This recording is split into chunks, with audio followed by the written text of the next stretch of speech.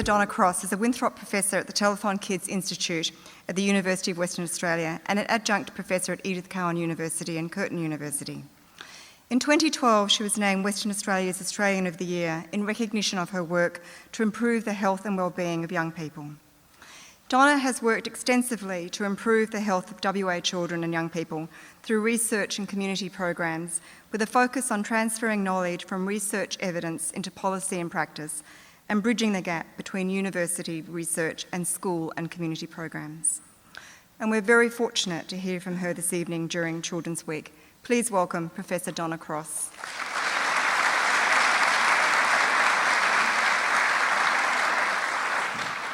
Thanks very much, everyone, for coming out. I do appreciate what it's like to try and get to something at 7 o'clock at night where you've got to get dinner organised and children all over the place, so thank you. And I hope that you can learn something tonight that might be helpful to you as you approach this issue. Sam and Neve have set a really good scene in terms of discussing issues related to bullying, and I guess my job tonight is to talk a bit more about the research that sits behind that and some of the actions that we've found from our research that appear to make a difference, particularly actions that adults can take. Clearly our work also focuses on what young people can take, what actions they can take. But getting their insight, as Sam and Neve have provided to us on one particular project, we have hundreds of young people online who give us advice for most of the research that I'm about to talk to you about.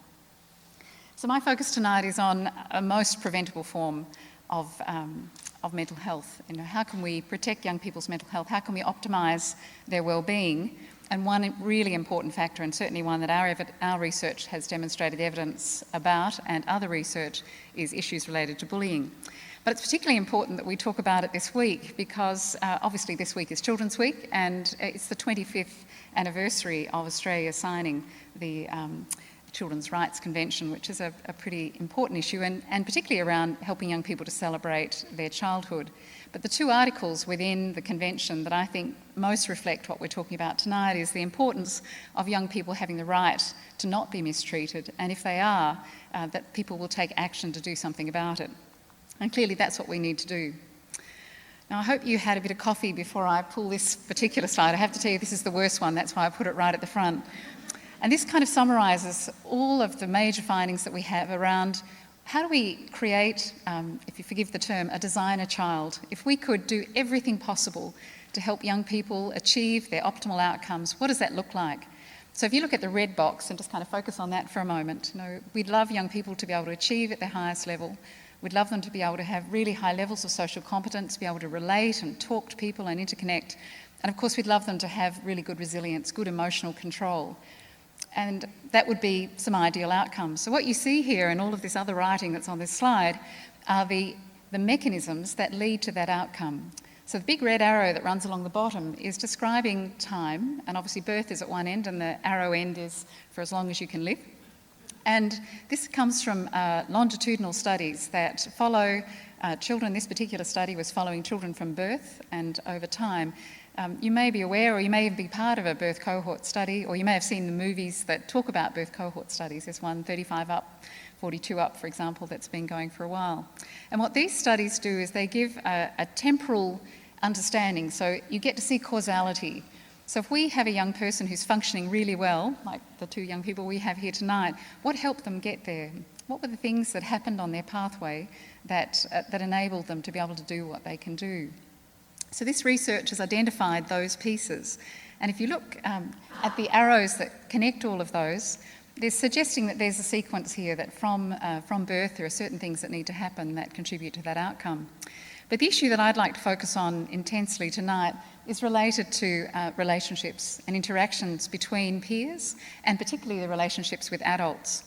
So while the focus is going to be on how do we reduce bullying, the most important issue for us to take on board as we address this is how we enable young people to build their social competence, how we help them to make friends, how as adults we help them to make friends with other adults and be able to interact.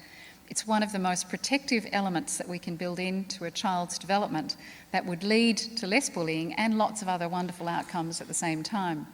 So if you go to sleep during my session from now on, you've heard the most important part. building relationships is key, and what I'd like to do is to explain why and what that mechanism is. But before I leave this slide, I'd like to point out a couple of other things that are really critical, and I know there are many parents here. Thanks for putting up your hand and acknowledging that. Now, responsive parenting is fundamental to this causal pathway of young people achieving their optimal outcome.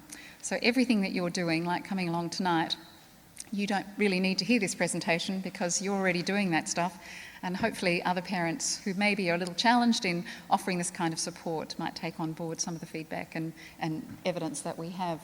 And the other issue to keep in mind is the importance of self-regulation, being able to be resilient, for example, when you're having experiences that are particularly challenging.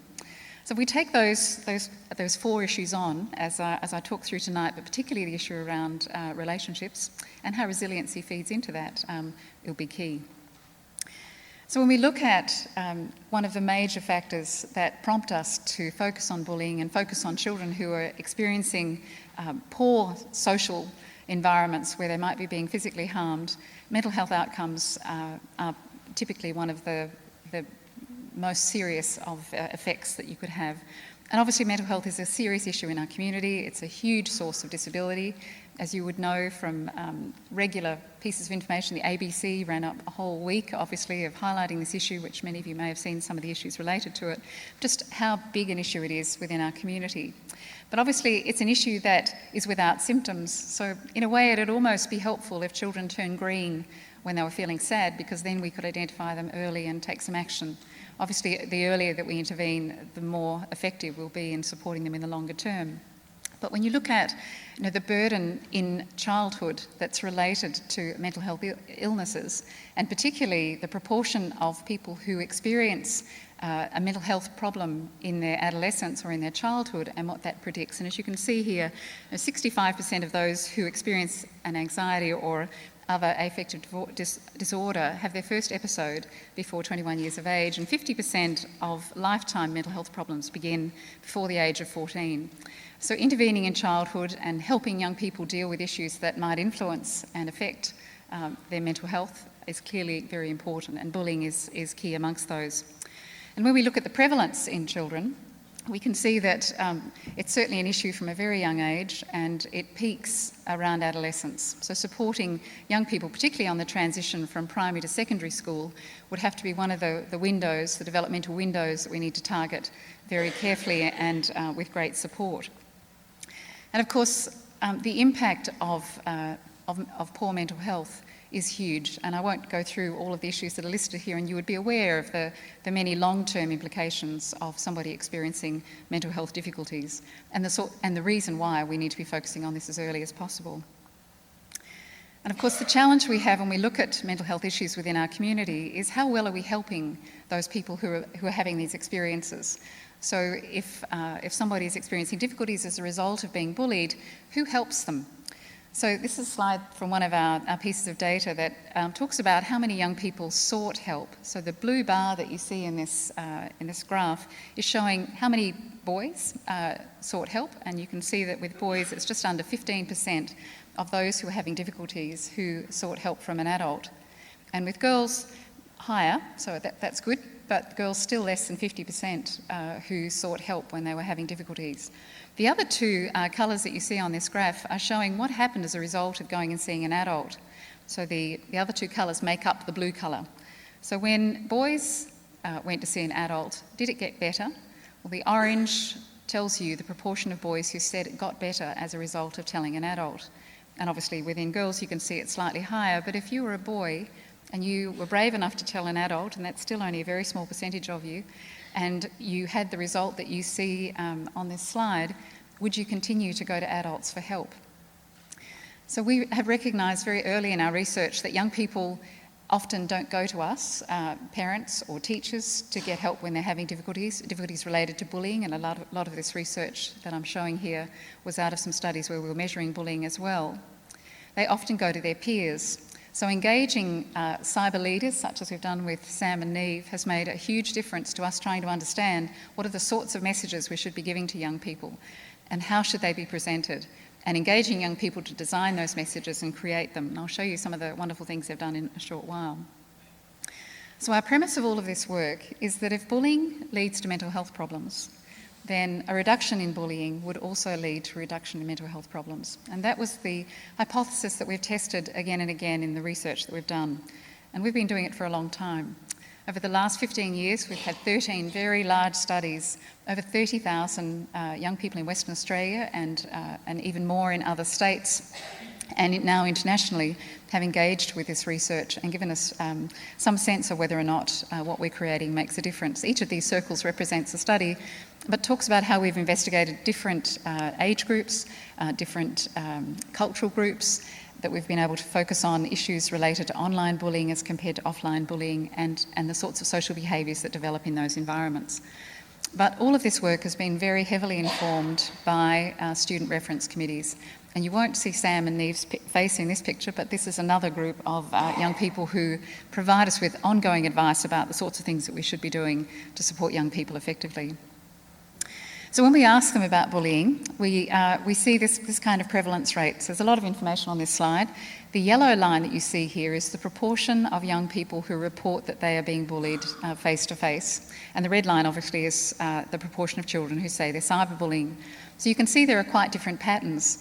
But if you were listening to Sam and Neve earlier on, Sam made the comment that well over 80% of young people who are bullied online are also being bullied face to face. Just those children who are doing the bullying are spraying it using a different mode. Some people say, you know, same wine, different bottle. They are still doing the same sorts of things, they're just doing it in an online environment. But there's some really interesting things that we need to know when we look at these data, and that's, you know, this first hump that happens in bullying. You can see from a young child it increases quite substantially around year 5 and year 6. So as a parent or as an educator, the age group that we need to be focusing most of all on supporting is children around 10 or 11 years of age. And this hump that we see is a sociological outcome in the sense that young people are starting to realise the power of the peer group, and some young people have decided to use that power in inappropriate ways to try and influence or hurt other people. And so this is a really important time for us to be talking, or prior to that is a really important time for us to be talking to children about ways to respond. If they see somebody being bullied, what are the actions that they should take, what sorts of things they could do if they were involved, so that they have the skills to kind of inoculate them through that particular phase. And you'll see it kind of decreases a little and it increases again a little bit later on. And you might say, well, you know, what's causing that second hump? Unfortunately, we cause that second hump. And it's a really interesting phenomenon in Australia, across the country, as well as in other countries. And that's the transition to high school. You wouldn't probably developmentally pick a worse time to move children from primary school to secondary school than when they're going through puberty, when their friendship groups are so important, and establishing those friendship groups are so important to them. And of course we move them to a new environment, we muck up their social hierarchies, so there's this period of intense bullying that happens again until the social groups kind of sort themselves out. And we're very confident it's transition because in Australia for a while, it's not the case now, but children transitioned a year earlier in some states on the East Coast, and we collected some national data, this particular study, from schools all over the country, and we saw this hump happen a year earlier in children who were going to those states. So it really is a structural issue. So again, you know, what should we be doing about this? We need to be obviously targeting and supporting children prior to that transition, and obviously soon after they move into a secondary environment. And you can see there are some really interesting differences between boys and girls around their bullying behaviour, and you can see that cyberbullying is significantly lower. And earlier on in that other slide you would see that it's still quite low relative to face-to-face bullying, although the media would have us believe that it's taking over and it's the experience that every child is having. It's still low, but it's increasing according to our data at about 2 to 3% a year. So it will, I think, the red line in that previous slide will soon look like the yellow line, that both face-to-face bullying and cyberbullying will follow a similar pattern. But as you can see, more boys than girls, typically across all of the issues of cyberbullying and face-to-face bullying, are engaged in those behaviours and are being targeted. There's often the perception that more girls are being bullied than boys, and that's not necessarily the case. It's just perhaps girls talk about it more. And we've had increasing amounts of data that suggest that boys are heavily targeted, and obviously a group, if we were focusing on gender issues, that we need to be providing as much support as possible, particularly when you keep in mind the proportion of boys who tell us if they're experiencing bullying. So when young people either bully or are bullied, they experience harm. So both the perpetrators and the targets experience harm, and students who are experiencing both, who are both bullying and are targets of bullying, are harmed the most. And it's not surprising, of course, that these children who are engaging in both the behaviours or experiencing both the behaviours are the least engaged in school, are more likely to have mental health problems, are not functioning well socially, and of course have all sorts of other problems that you can see listed here. Impacts on their schooling, their attendance, their learning as key outcomes as well. But I think what the most important finding is that we've had from our research so far is that bullying isn't normative, and I think Niamh summed that up beautifully when she started her presentation, that we're not born to bully. In fact, it's learned, and unfortunately it's learned from people in someone's environment. So a sister, a brother, a parent, a teacher, a peer has provided the social learning that's reinforced that behaviour and obviously enabled it to happen. And it's not normative. It's not normal for children to move through this stage.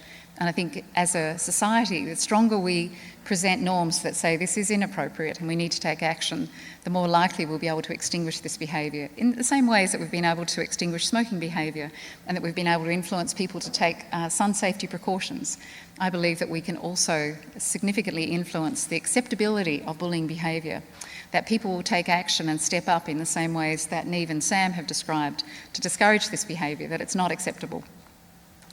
Because if we just looked at today and we looked at how many children, if we extrapolate the numbers that we have from our data, who were bullied today, either before school, during recess or lunchtime or after school, and we put all of those children in one place, they would fill the MCG. There would be 100,000 children today who experienced bullying. Some of them are experiencing it on a regular basis and some may have experienced it for the first time. But if you put them in one place, this is how many children there would be. This is a huge issue. You heard the numbers that Jenny cited at the beginning of this study, that in some studies nearly a third of young people report that they're bullied. Our data show that 25% of children say that they were bullied every few weeks or more often. So it's a very significant issue, and again, maybe these children need to turn purple so that we can spot them early and provide them with some support. And now we have data that says that bullying not only harms people mentally, emotionally and socially, but it also harms them physiologically. And the epigenetics work that's being done has been able to demonstrate that, in fact, when somebody is under increased amounts of stress, whatever that stress might be, that it starts to change the way our genes are expressed. That the interaction between your genes and your environment, there are certain genes of practices that you carry that don't express unless you're in the right environment for that to occur. And we now have evidence to suggest that that's particularly the case, and particularly as it relates to belonging, because belonging is such a fundamental need. And of course what bullying does is heinous in how it harms our sense of belonging, and obviously has some really severe effects on young people if we don't act. So that's the bad news, and there's lots that we can do to try and support children, but the children who are targeted most often are the children who are lonely. That's not to say that all targets are lonely children, but the more that we can help our children connect with other young people, the better. A target from our research is somebody the bullies describe, the children who bully describe, as someone who perhaps wouldn't have friends who would stand up if they were targeted, so they would be able to bully them and maybe people wouldn't react and stop them from doing that. Maybe have environments that they're in where people are not supporting them, so perhaps they're in a school where the teacher, when they're bullied, is not taking action immediately. They're the primary targets. They spray bullying on a lot of people, but they stay and continue to bully the child who gives them the right reaction. And that reaction is an emotional reaction. So children who bully like children to react emotionally.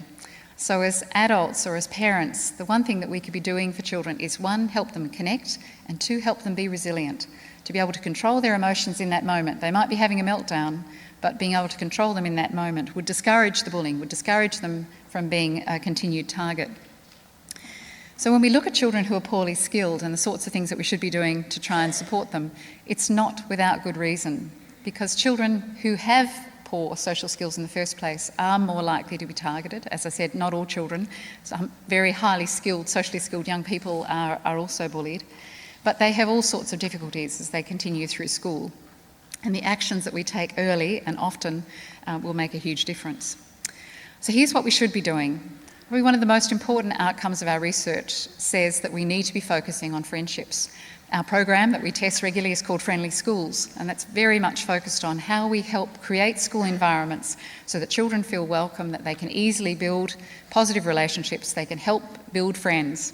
But for parents, we need to be really active.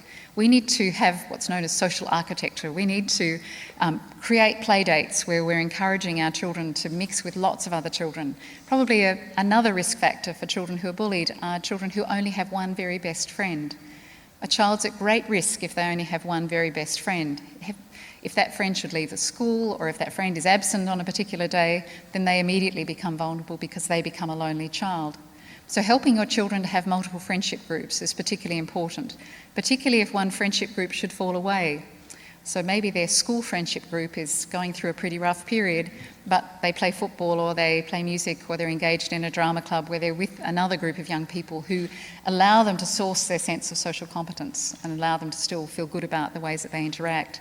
So there's all sorts of things that we could be doing to make sure that we encourage and enable our children to have reciprocated friendships. So I really care about somebody and I know I have a reasonable idea that they feel the same way about me, and investing in those kinds of relationships. Encouraging your children to have opportunities to mix with lots of other children is important, and particularly if your children are in a school that's a kindergarten to year 12 school, because potentially your child could go through school for 13, 14 years and never have to make a new friend. And of course this is a fundamental skill and one that needs lots of practice. Similarly, your children need to have practice making friends with children who are older and younger than them. And they need practice making friends with adults, because very rarely in life are they with people exactly the same age as them, other than in school. So only giving children practice to play with people who are exactly the same age as them doesn't prepare them for life.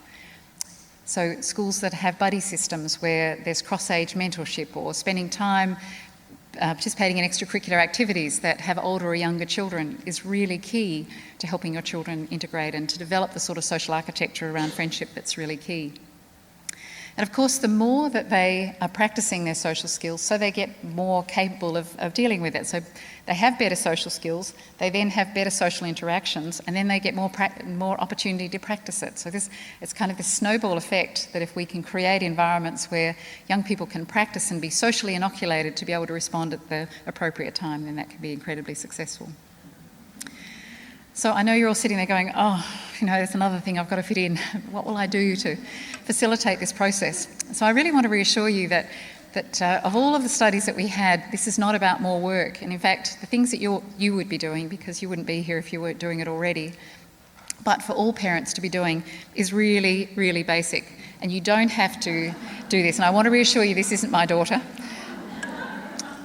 But trying to fit in those moments, and I'm a full-time working parent, and of course I want the research to tell me it's about quality time, it's not about quantity, but unfortunately the research is you need to be there when they're ready to talk to you. So making those opportunities to be close to your children as often as possible, so that when they're ready to tell you that crystal piece of information, that you're available to do it. But that connectedness, that relationship that you build with your children, is one of the most protective factors, one of the most protective actions that you can take to help your children in the long term. And as you can see, it's also highly protective if the schools that you've chosen for your children, are delivering the same. So teachers, the actions that they take to make your children feel like they belong at school, that your school feels like a school that belongs to the students. Are the notice boards full of notices, or are the notice boards filled with student art? Does the school feel like the students are there and that they belong? Because obviously this protection that comes from these relationships is extraordinary, and you saw earlier the contribution in terms of getting to that red box of ideal outcomes. And the really good news is that it's all through relationships. And we know from other really good quality research that children learn better when they have good relationships. So I learn best, and I'm sure you did too, from the teachers I liked the most, not the ones who knew trigonometry the best, but the ones that I could relate to. So hopefully you're in a school, I know there are a lot of educators in the room, so you're those people that students would go to and talk to about issues and would learn best from, because children learn all tasks through those relationships. So when we ask, what does a teacher need to do, but in fact I could have parent here as well, what are the actions that make the most difference? This is a study done by Deakin University, and what they asked students was a whole series of questions around, when do you learn best? What should a teacher do to help you learn best? And if you look at the first column, this is not about more time, more training, better resources, nicer classrooms. It's about the ways that we interact with young people. And the evidence is so clear that every contact we make with a child, and I'm going to use teacher terms here, is a pastoral care contact. We should never walk past a child without at least getting eye contact and a smile. If we happen to know their name, it's a bonus. When teachers are out on duty, their job is not to stand and wait for children to behave badly so that they can be there to help them, but in fact it's to learn 2 or 3 children's names that they never knew before, or know something about a child that they have not learned. So using those opportunities to really enrich the relationships that are provided in a school environment, in a home environment, to make sure that you are demonstrating to young people that you enjoy their company and that you like having them around. It's very reassuring and on the pathway, that trajectory that I showed you earlier, to get huge outcomes from children. And of course these relationships lead to resilience, and I know you've had many wonderful speakers out of the Commissioner's Office who focused on the importance of resilience and what it means for our children to be able to adapt or respond appropriately. And we as parents, I'm sure, want our children to be resilient. Life's not going to be easy, there'll be moments when they have to respond in certain ways. But the value that relationships provide to that is essential. And those relationships are not just about the immediate family and school relationships, it's the community they're in, the sporting clubs that they belong to, the coaches who have contact with them. All of these are essential. And as adults who spend time with young people, if you're an aunt or an uncle and you are showing much love to your nieces and nephews, to other young people that you come into contact with, that's absolutely key and wonderful role modelling for your children. If you want to facilitate social architecture to help your children make other friends, you need to demonstrate that too. You need to know their friends' names. You need to engage with their friends when you get an opportunity to do that. Understand stuff about them so that your children kind of have this little pathway that they can follow because they can see that parents have engaged as well. So the key notions we want young people to have as a result of the interactions that we provide for them and the opportunities that we create in our home and schools and elsewhere is we want them to believe that I have people around who can help, so that we can get a better rate of them telling us about things when they are experiencing difficulties like bullying. Tell us early that they're a person that people love or like. Obviously like in a school environment, love in a home environment and family, that they're worthy of that and you enjoy being around them. And of course that they have the ability to be able to solve problems that they face, that they feel enabled and have some sense of agency about what they could do. And a lot of this comes through our parenting and the sorts of actions that we take. And there's this lovely jargon that's used when we talk about parenting as an authoritative parenting, positive authoritative parenting style. That's not authoritarian, quite the opposite in fact. It's an environment that sets up lots of positive expectations, so setting good bars that are achievable with support in a warm and supportive environment. So encouraging and enabling them to be able to do whatever they have. Somebody once called it nurturing and demanding.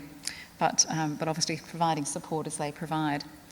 And what should our messages be to our children? What are the ones that make the most difference? And again, from our research, the ones that tested most strongly are messages like, I'm interested in you, I can be a helper, I'm consistent, I'll support you, and I'm safe.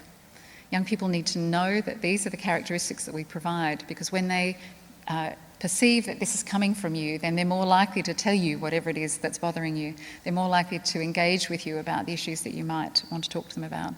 And obviously there's lots of ways that you can develop it with your children, narrating the sorts of things that they're doing. So I'm interested in you. The narration is, tell me more about what happened. So the way that you would question them to get those outcomes.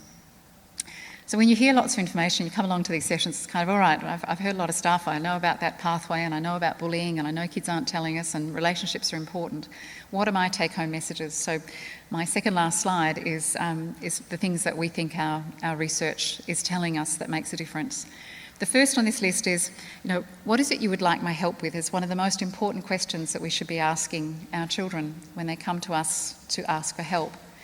That sadly, a major reason why children are less resilient than perhaps they have been, or just are less resilient, is because we fix stuff for them. We keep rescuing them.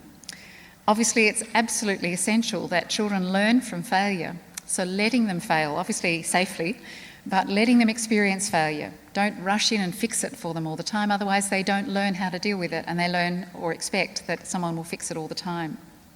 So learning is about making mistakes, and so enabling them to try and give them good support so they don't hurt themselves and have good scaffolding to deal with it is really important. Showing them how to cope effectively. Most people will cope using techniques related to emotional techniques or problem-solving techniques. Obviously, people cope much more effectively if they have an emotional coping mechanism, but also, most importantly, have a problem-solving.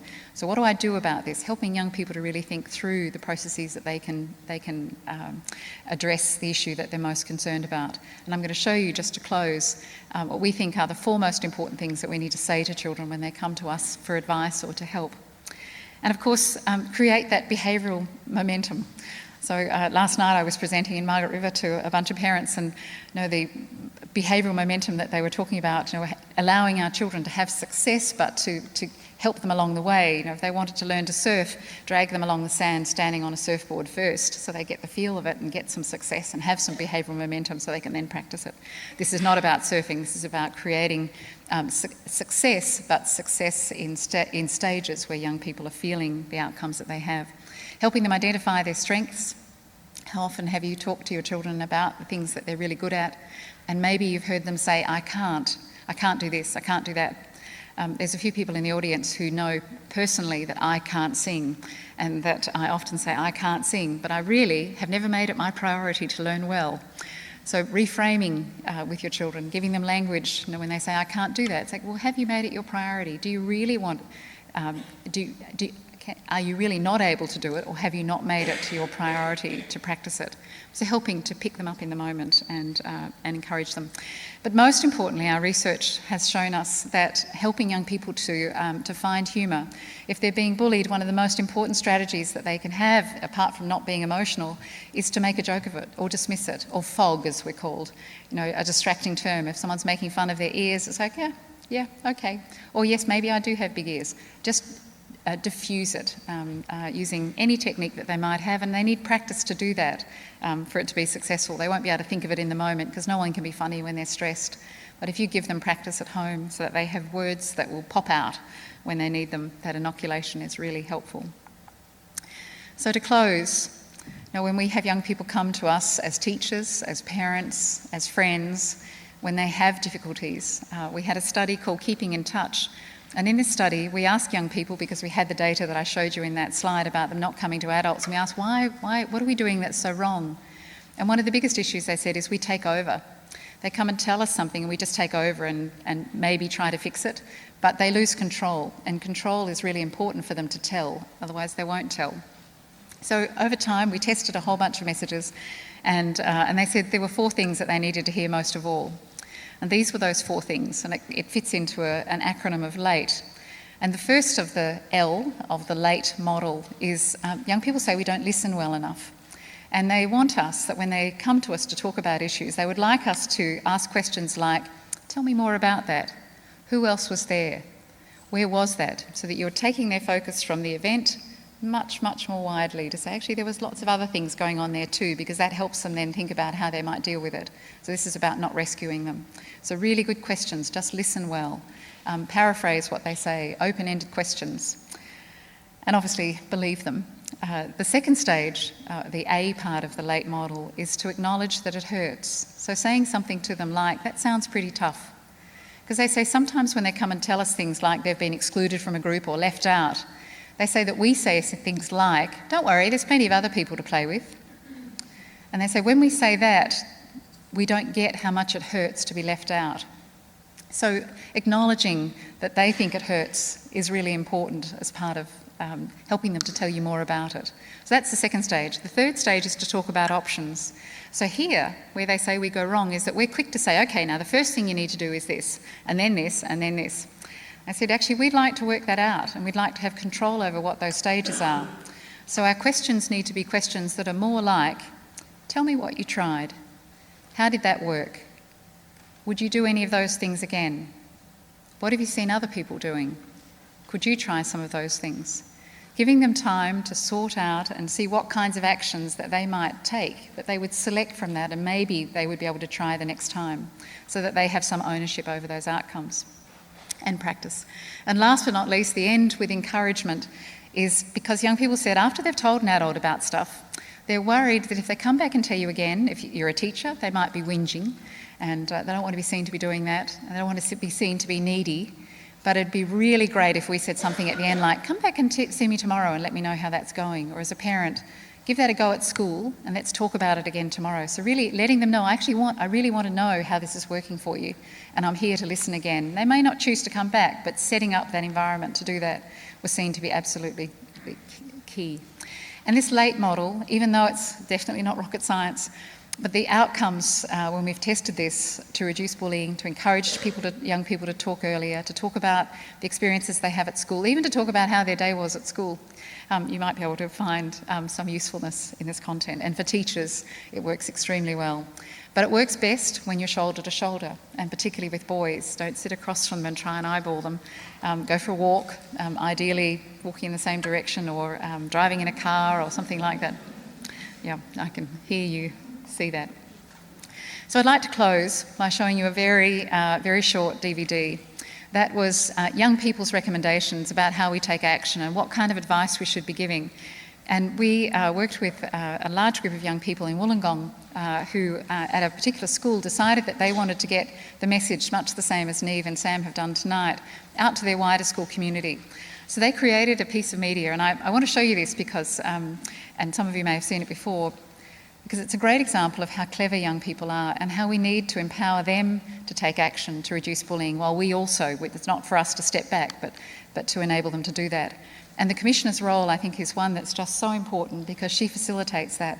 She consults with young people on a regular basis to make sure that all the things that we do with young people are appropriate. Don't do anything about us without us. So to close, this DVD is just going to show you how young people decided that they needed to mobilise bystanders in the way that Neve and Sam had described and get them to take action to reduce bullying. And I'm sure you could see that this could be created very simply in the schools that you're in. There are a huge number of young people who are in this piece of media, and I think the message is pretty strong. I'll let you judge if you agree.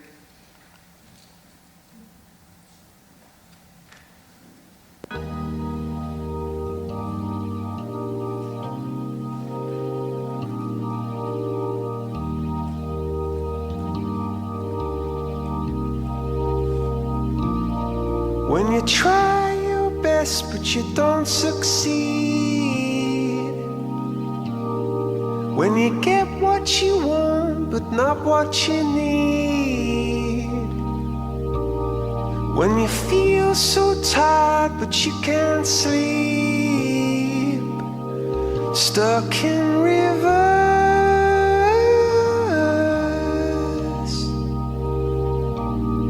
and the tears come streaming down your face, when you lose something you can't replace, when you love someone but it goes to waste, could it be worse?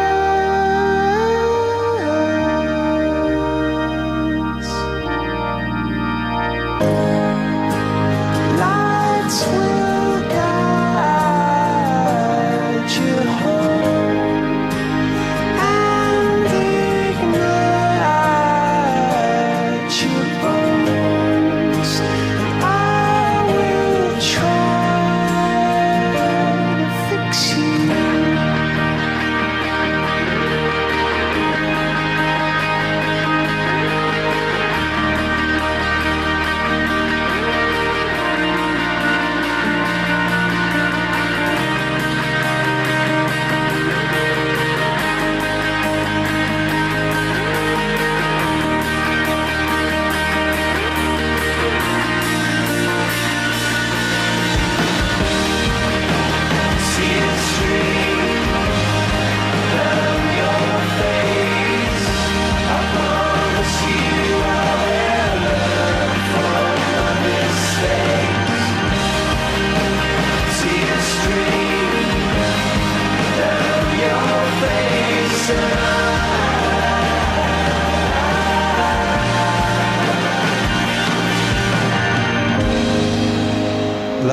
lights will guide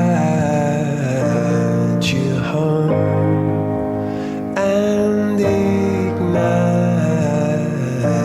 your bones, and I will try to fix you.